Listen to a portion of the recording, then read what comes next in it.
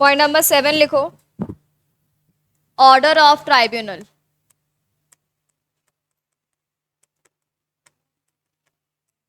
Order of tribunal, इसमें लिखो where a company incorporated by false और incorrect information, false or incorrect information, then tribunal may on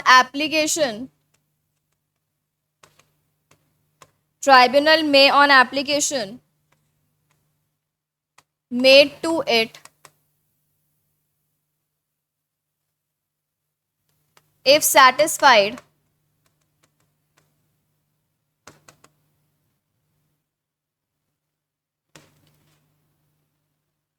satisfied, हाँ, pass orders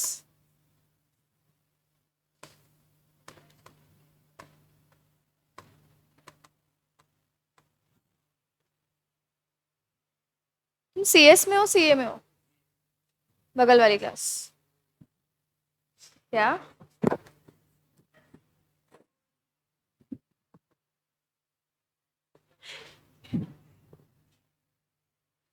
क्या बोल रहे हो? क्या है कि हंसी आ रही है? अरे वो मुझे देख के आया होगा, मैंने कल पढ़ाया था ना उनकी क्लास में।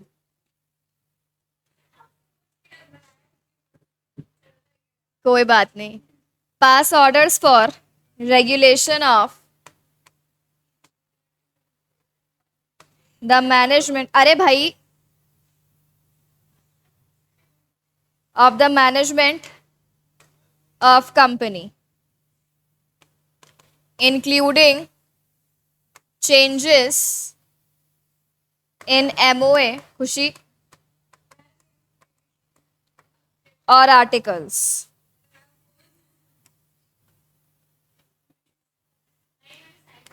और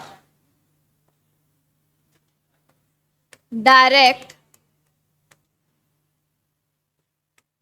liability of members to be unlimited. Third, direct removal of company's name from register of companies. Next 5 नहीं 4 है, हाँ ठीक है। पास order for winding up,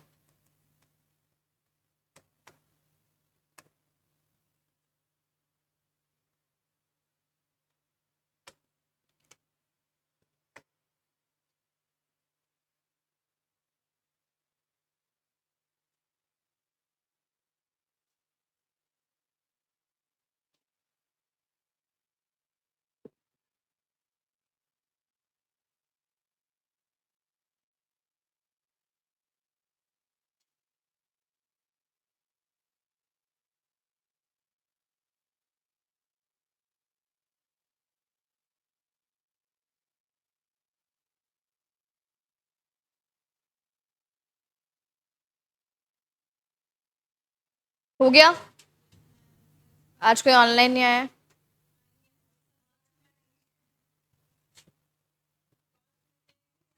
no.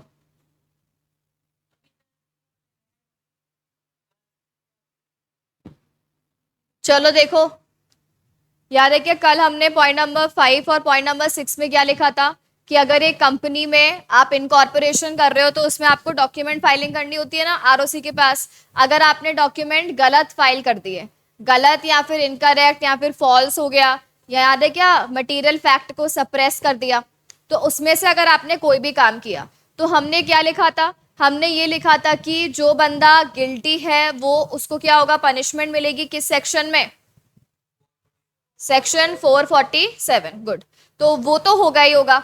उसके अलावा क्या बोला, मान लो कि कंपनी बन गई, फ्रॉड उसमें हो रहा है, अब किसी पर्सन को पता चला है बाद में जाके, क्या चीज, कि जब कंपनी बनी थी तब उस कंपनी ने बातें छुपाई है या फ्रॉड किया है, तो वो बंदा एप्लीकेशन लगा सकता है। अब वो एप्लीकेशन किसको लगा रहा है, ट्राइब्यूनल। ट्राइब्यूनल क्या है, कोर्ट। देखो नॉर्मली क्या बोला, अगर कोई पर्सन है, मतलब मान लो तुम्हें किसी के ऊपर केस करना है, तो तुम केस करने के लिए कहाँ पे जाओगे, कोर्ट में जाओगे। हम कौन से पर्सन है, नेचुरल पर्सन। कंपनी कौन सी पर्सन है, अब याद है क्या, आर्टिफिशियल पर्सन में सीयू एंड बीसीयू दोनों हो सकते हैं, केस कर भी सकती है, केस हो भी सकता है, दोनों चीजें पॉसिबल है या नहीं है। तो अब ये बात बताओ, अगर नेचुरल पर्सन भी कोर्ट में जाए और अब आर्टिफिशियल पर्सन भी कोर्ट में जाए, कोर्ट पहले से बहुत फ्री है ना, बैठी है ना आपके लिए, आज के आज आओगे और आज के आज ही ऑर्डर आ जाएगा क्या, या तारीख पे तारीख मिलेगी, तो मिलेगी मिलेगी। नेचुरल पर्सन को तो मिलती ही मिलती है। अब तुम कंपनी मुंह उठा के और पहुंच जाओ तो उनसे लोगों का तो केस सॉल्व नहीं हो रहा, और अब कंपनीज का केस सॉल्व और करे तो कभी केस सॉल्व भी नहीं हो पाएंगे। तो हमने क्या बोल दिया, देखो कंपनीज के लिए तुम एक सेमी कोर्ट बना दो, मतलब कोर्ट के जैसा ही सिस्टम, पर कोर्ट से स्पीडीली काम होगा, वहां पे जल्दी काम होगा, ठीक है। और उसे हम क्या बोलते हैं, ट्राइब्यूनल।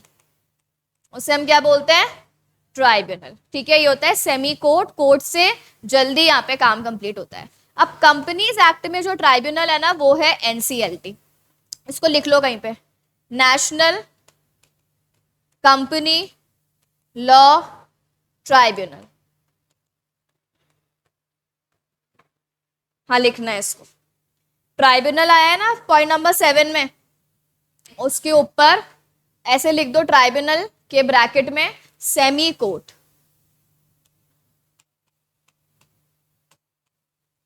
और कंपनीज एक्ट में कौन है, एनसीएलटी। ऐसे अलग अलग एक्ट्स में अलग अलग होते हैं, हम कंपनीज एक्ट का पढ़ रहे हैं, तो कंपनीज एक्ट में कौन है, एनसीएलटी। तो चाहे ट्राइब्यूनल वर्ड यूज करे चाहे एनसीएलटी वर्ड यूज करे, एक ही बात है।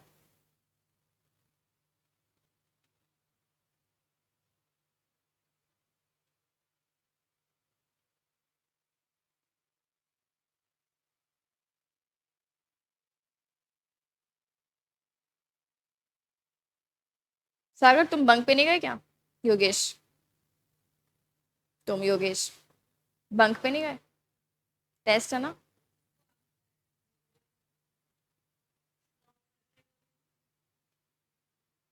और ये सब टेस्ट की वजह से एब्सेंट है।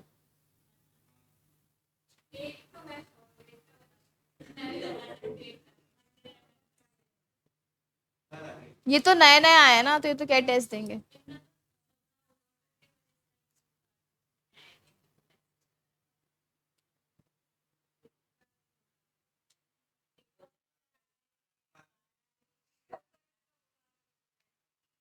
चलो ठीक है, पढ़ लें अब।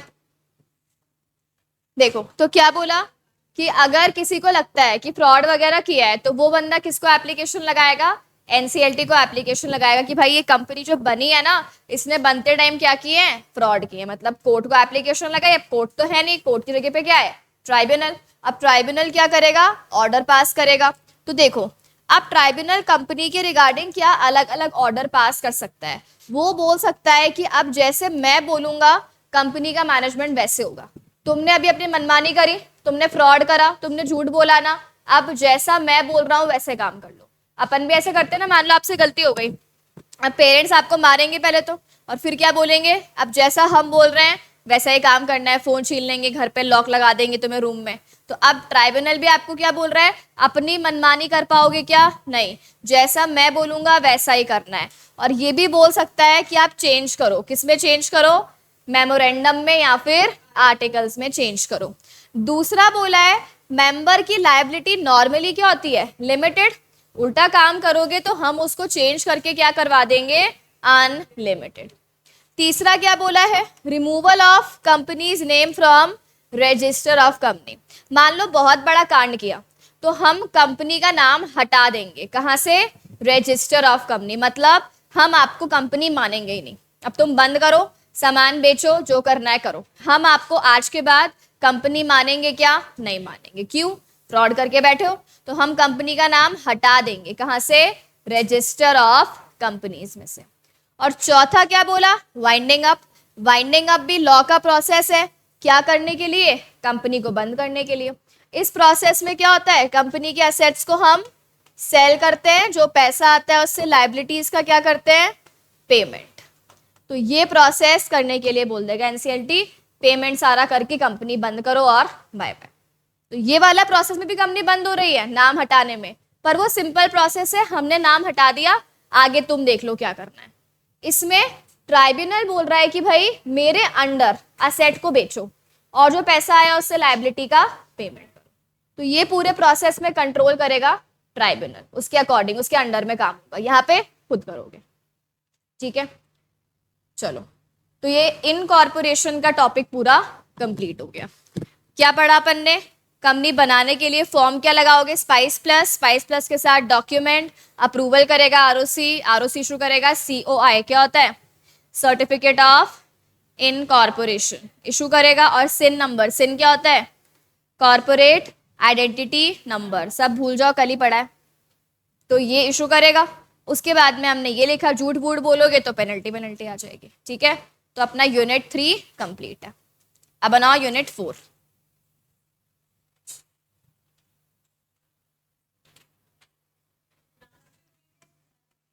नहीं, अभी और भी है अभी तो आधा और है, पर अब ज़्यादा हार्ड नहीं है, मतलब अब जल्दी हो जाएगा, क्योंकि स्टार्टिंग के कंसेप्ट समझाने में टाइम लगता है। अब जल्दी हो जाएगा। ये भी तो मानो 20-25 नंबर का आ सकता है chapter, companies act.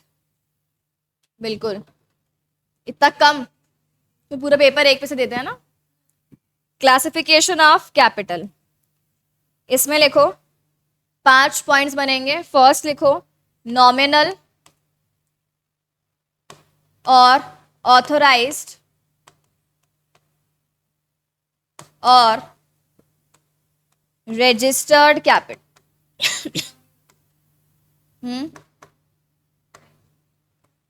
Nominal, authorised और रजिस्टर्ड कैपिटल, हाँ बिल्कुल। इसमें लिखो मैक्सिमम कैपिटल,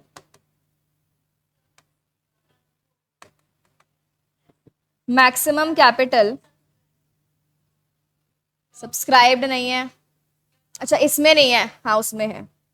पहले इसको लिख लो, कंफ्यूज मत करो तुम। Maximum capital authorised by MOA. Next लिखो it is the capital with which company is registered. It is the capital with which company is registered.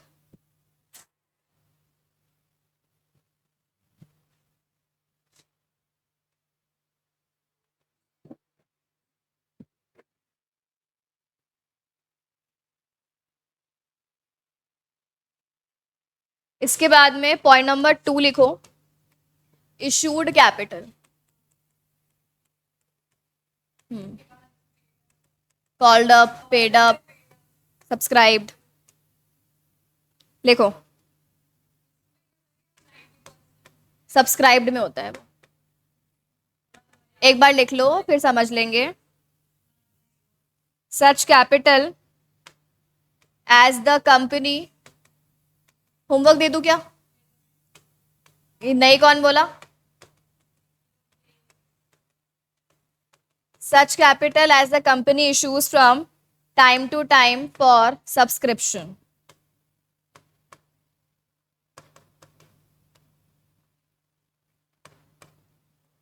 Time to time for subscription.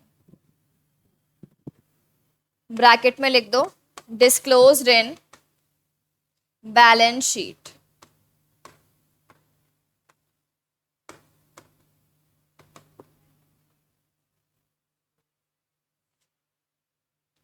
और इसमें लिखना include shares issued for consideration other than cash.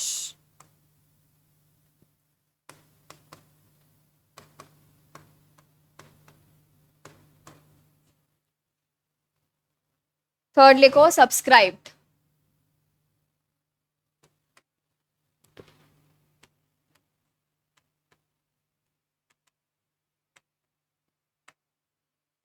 Subscribe capital में लिखो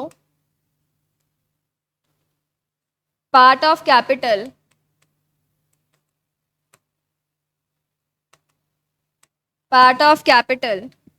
which is subscribed by members of the company। Point number 2 लिखो it is nominal amount of shares taken up nominal amount of shares taken up by the public।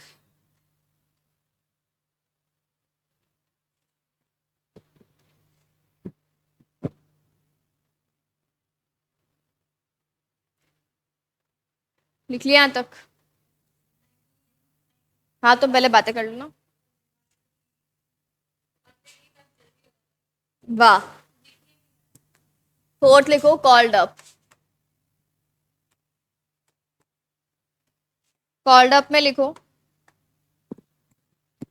Part of capital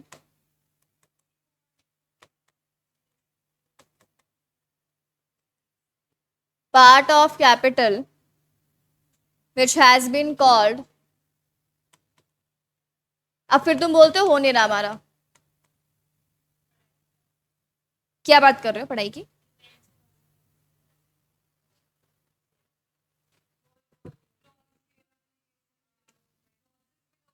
बस करो।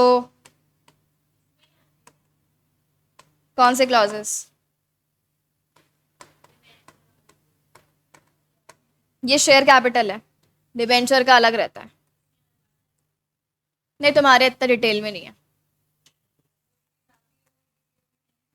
Accounts में आएगी भाई।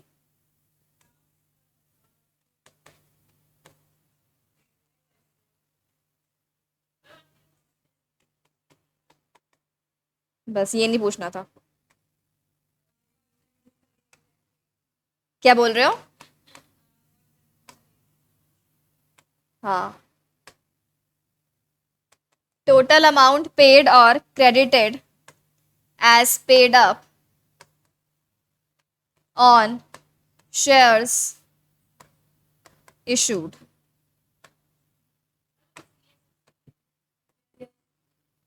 हाँ।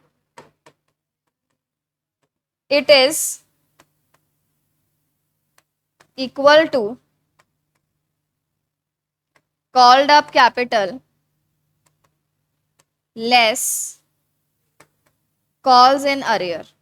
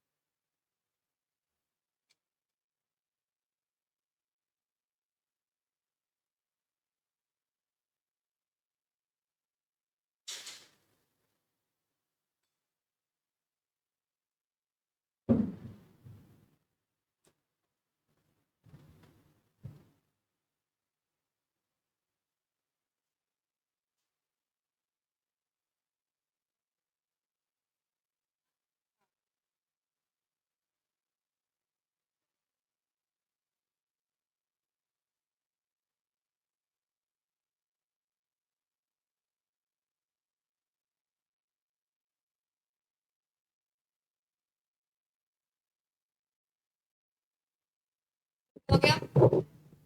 चलो अब देखो क्या लिखा है हमने। हेडिंग क्या है?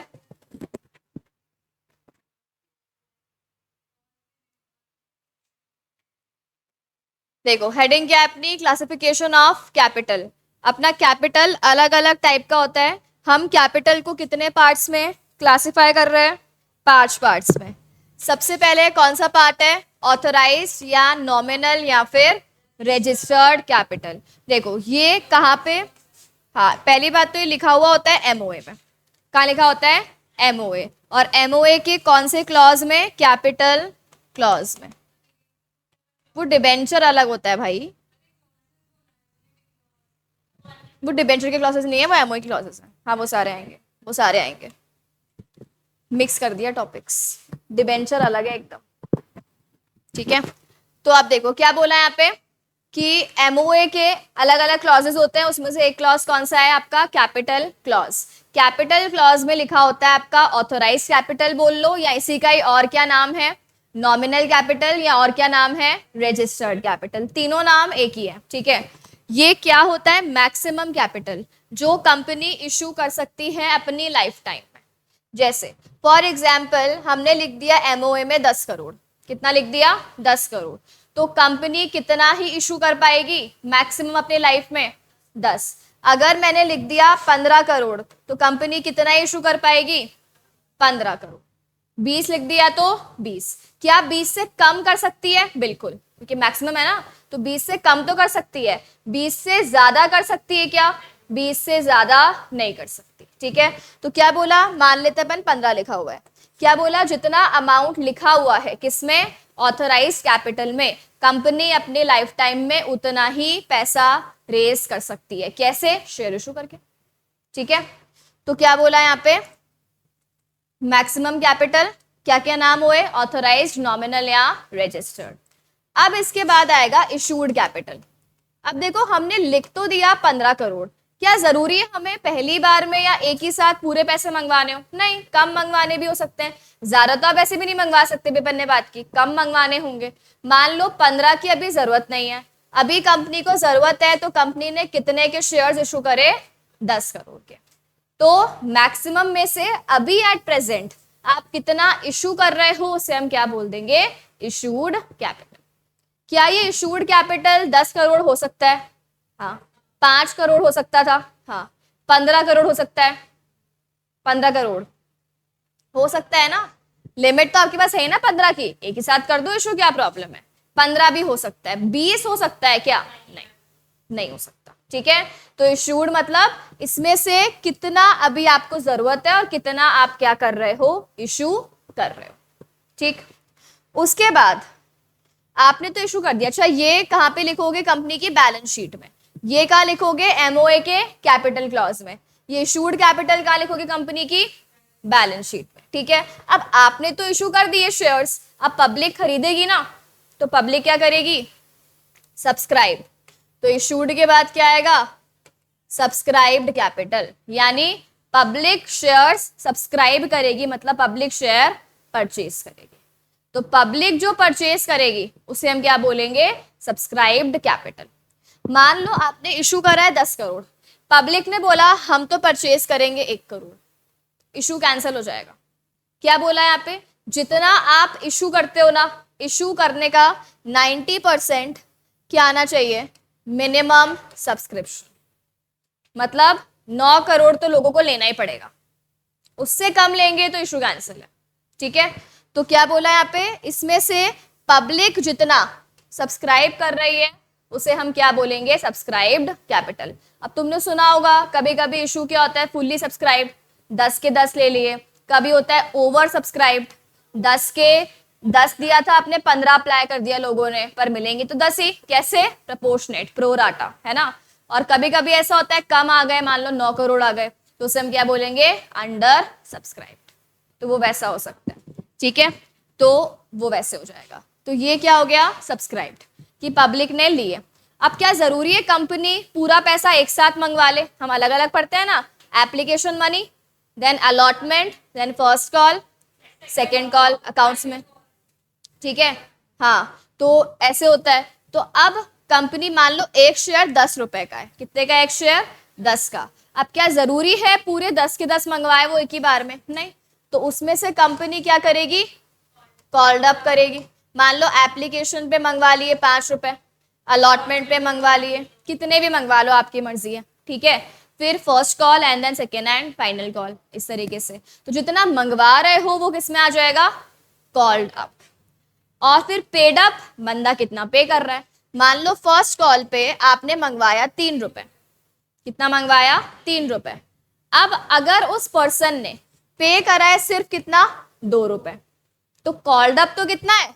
3, और पेड अप कितना है? 2। मतलब अगर अपन देखें तो टोटल कॉल्ड अप पूरा हो गया ना 10 रुपए का, पर उस बंदे ने कितना पे किया है? सिर्फ 1 रुपए कम पे किए ना यहाँ पे, मतलब ये तो पे कर ही दिए। कितना पे करा? 9 रुपए। तो कॉल्ड अप कितना हो गया? 10, और पेड अप कितना हो गया? 9। तो इसको अपन कैसे निकालेंगे? Called up minus called up में से अगर आप कॉल्स इन अरियर को माइनस करो, कॉल्स इन अरियर मतलब जितना पैसा वो नहीं दे रहा है ना। एक होता है एडवांस, पहले ही दे दिया, कि मान लो उसने 5 और 2 के साथ +3 भी पूरे दे दिए, that is calls in advance. वो नहीं, यहाँ पे हम पढ़ रहे हैं किस? अरियर। अरियर मतलब जो मांगा पर आपने नहीं दिया, तो नहीं दिया वो माइनस कर दो। मांगा कितना? 10 रुपए, अब कितना था? 1 रुपए, तो पेड अप कितना हो गया? 9। एडवांस दिया है तो बस बाद में नहीं मंगवाओगे, 10 का 10 ही रहेगा वो, है ना, बाद में। तो ये आपके 5 अलग अलग टाइप के कैपिटल्स होते हैं, ठीक है। कब तक है क्लास? 5 मिनट और है ना, चलो एक टॉपिक लिखो। 40 तक है ना? बस क्या करोगे 5 मिनट?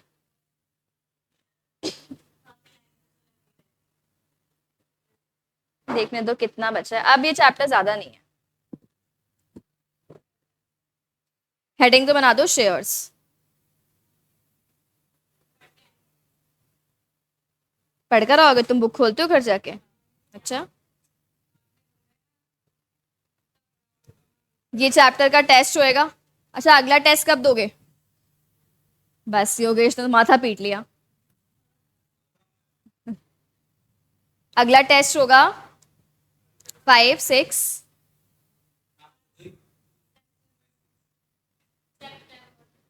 सितंबर।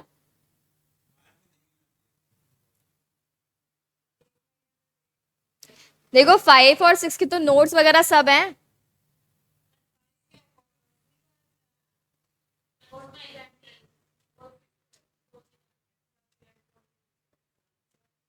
है ना, वो 5 है 6 है? 5 कौन सा है? Breach of contract.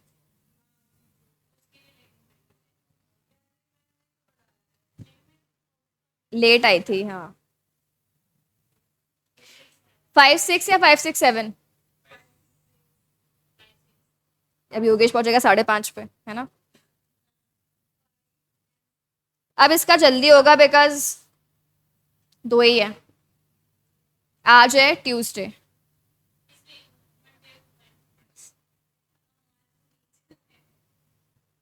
चलो मंडे डन है। मंडे डन है।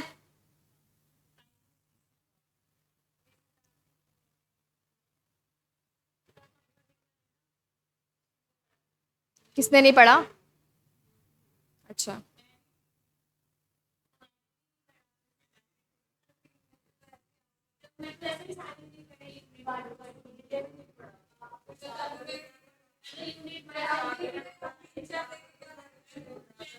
तो एक काम करते हैं, कंपनीज एक्ट का दे दो, अब तुम खत्म करो।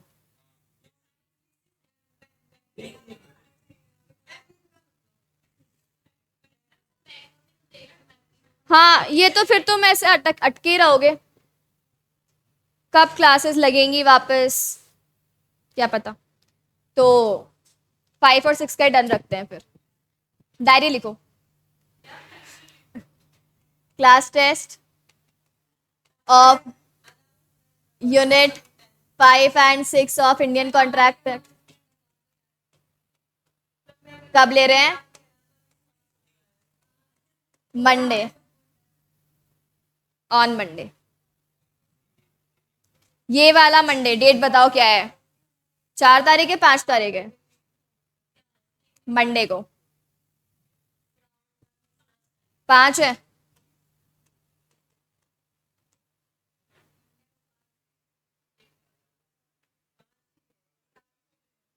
चुप करके बैठो।